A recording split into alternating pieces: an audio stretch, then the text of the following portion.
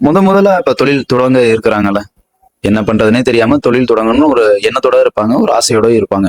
அவங்களுக்கு நீங்க கொடுக்குற அட்வைஸ்னா அவங்க என்னென்னலாம் பண்ணணும் தொடங்குறதுக்கு அப்படின்ற டீட்டெயில் சொல்லுங்க சார்.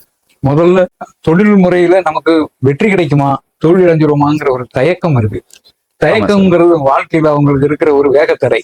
அது வேகத்தடையை தாண்டி வந்தாதான் வேகமா போக முடியுமே தவிர, வேகத்தடை தடுக்கிறங்க நின்றுட்டாக்க நம்ம அங்கேயேதான் நிக்கணும். கண்டிப்பா அந்த சார். வேகத்தடை என்னன்னு முதல்ல நீங்க எல்லாம் தெரிஞ்சுக்கிறணும். அது தெரிஞ்சுக்கிறதுக்கு முன்னாடி உங்களை நீங்க தெரிஞ்சுக்கிறணும்.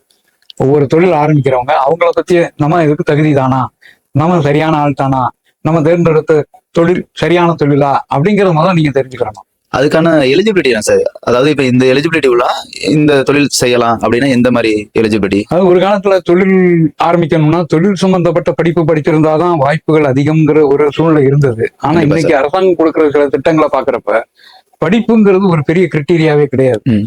சாதாரணமா ஒரு 8th ஸ்டாண்டர்ட் பாஸ் பண்ணவங்க கூட ஒரு தொழில் ஆரம்பிக்கக்கூடிய அளவுக்கு அவங்களுக்கு எலிஜிபிலிட்டியை கவர்மெண்ட் கொடுத்துருக்கு. அதனால நான் இப்ப என்ன சொல்றேன்னா, இந்த மாதிரியான வாய்ப்புகளை கொடுக்கக்கூடிய அரசாங்க திட்டங்கள் என்னென்ன ம். அப்படிங்கறத பத்தி உங்கள்கிட்ட சொல்றேன். கண்டிப்பா நீங்க சார். நோட் பண்ணிக்கிங்க.